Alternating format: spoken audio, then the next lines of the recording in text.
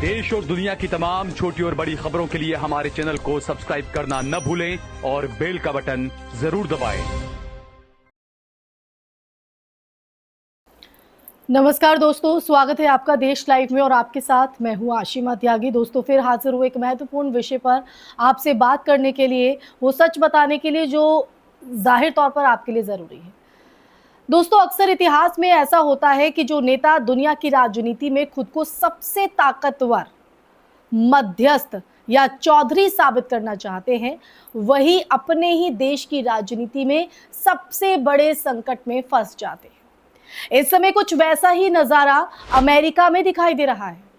जी हां, अमेरिका में पश्चिम एशिया में बढ़ते तनाव, खासकर इजराइल ईरान टकराव के बीच अमेरिकी राजनीति अचानक उबाल पर आ गई है। डोनाल्ड ट्रंप जो खुद को वैश्विक संकटों का निर्णायक खिलाड़ी दिखाने की कोशिश कर रहे थे, अब अपने ही देश के अंदर गंभीर राजनीतिक विरोध का सामना कर रहे हैं।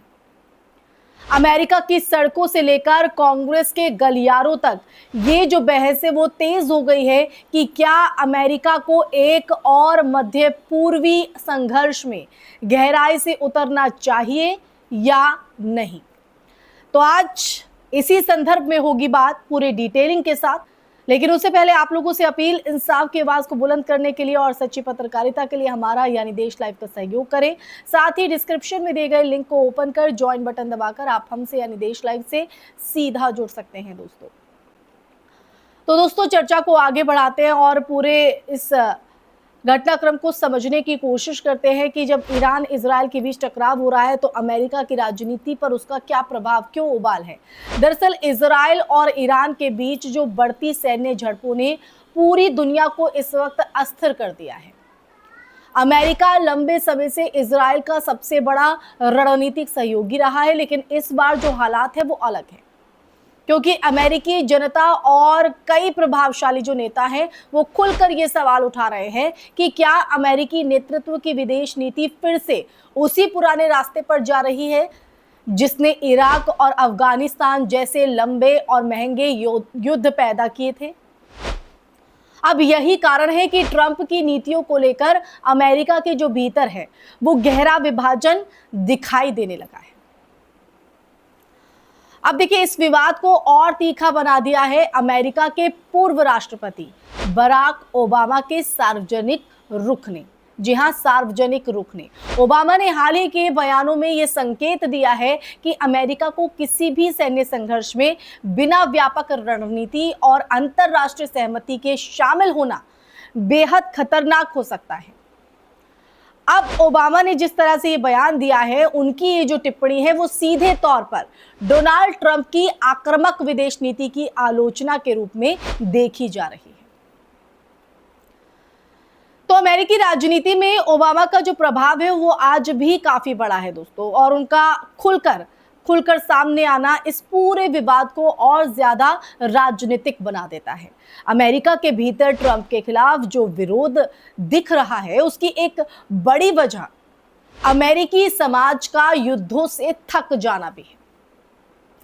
पिछले 2 दशकों में अमेरिका ने इराक, अफगानिस्तान और सीरिया जैसे संघर्षों में भारी सैन्य और आर्थिक कीमत चुकाई है। जी हां, अमेरिका ने। ब्राउन यूनिवर्सिटी की कॉस्ट ऑफ वॉर रिपोर्ट के मुताबिक 2001 के बाद से अमेरिकी युद्धों पर करीब $8 ट्रिलियन से ज्यादा खर्च हो चुका है। और इतनी बड़ी कीमत चुकाने के बाद अमेरिकी जनता में ये सवाल लगातार उठता रहा है कि क्या हर वैश्विक संकट में अमेरिका का सैन्य हस्तक्षेप जरूरी है। अब इसी पृष्ठभूमि में इजराइल ईरान संघर्ष को लेकर ट्रंप की जो रणनीति है उस रणनीति पर अमेरिका में गहरी बहस चल रही है। ट्रंप समर्थकों की अगर बात करें तो वो ये तर्क दे रहे हैं कि ईरान को रोकने के लिए कड़ा रुख जरूरी है, जबकि आलोचकों की अगर बात करें तो आलोचकों का कहना है कि इस तरह की जो नीति है पूरे मध्य पूर्व को एक बड़े युद्ध की तरफ धकेल सकती है। अब देखिए, अमेरिकी विश्वविद्यालयों में प्रदर्शन हो रहे हैं। सोशल मीडिया पर अगर बात करें तो तीखी बहस यहां पर चल रही है, प्रतिक्रियाएं सामने आ रही है और कई राजनीतिक विश्लेषक ये कह रहे हैं कि ये जो मुद्दा है वो अमेरिका के आने वाले चुनावों को भी प्रभावित कर सकता है। अब देखिए, एक और दिलचस्प पहलू ये है कि अमेरिकी विदेश नीति हमेशा से घरेलू राजनीति से गहराई से जुड़ी रही है। जब भी अमेरिका किसी बड़े अंतर्राष्ट्रीय संकट में शामिल होता है तो उसका असर सीधे देश के अंदरूनी राजनीतिक समीकरणों पर पड़ता है। इजराइल ईरान टकराव के बीच ट्रंप के सामने वही चुनौती जो है खड़ी हो गई है।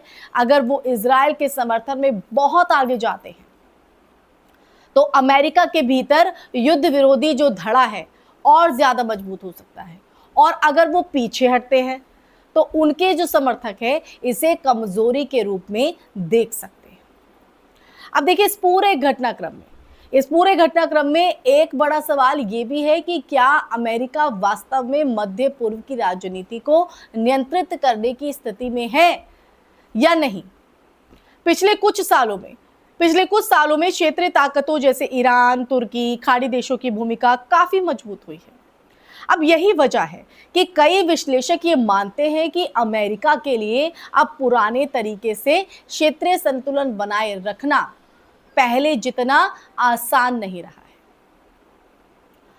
तो आज जो स्थिति बन रही है वो केवल एक अंतरराष्ट्रीय संघर्ष की कहानी नहीं है, बल्कि ये अमेरिकी लोकतंत्र के भीतर चल रही गहरी राजनीतिक लड़ाई को भी दिखाती है।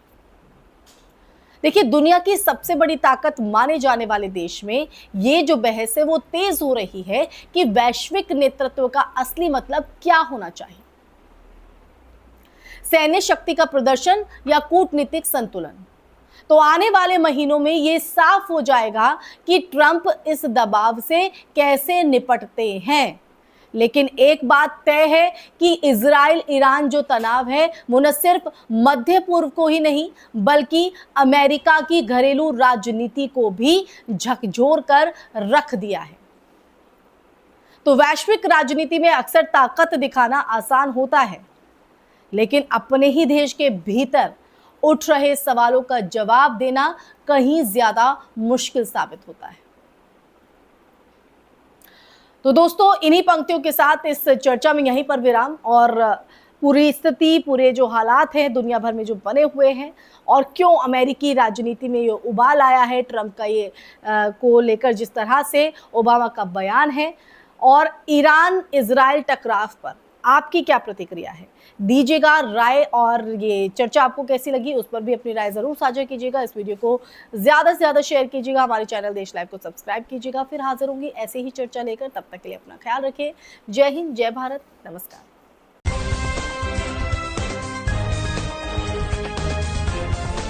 देश और दुनिया की तमाम छोटी और बड़ी खबरों के लिए हमारे चैनल को सब्सक्राइब करना न भूलें और बेल का बटन जरूर दबाएं।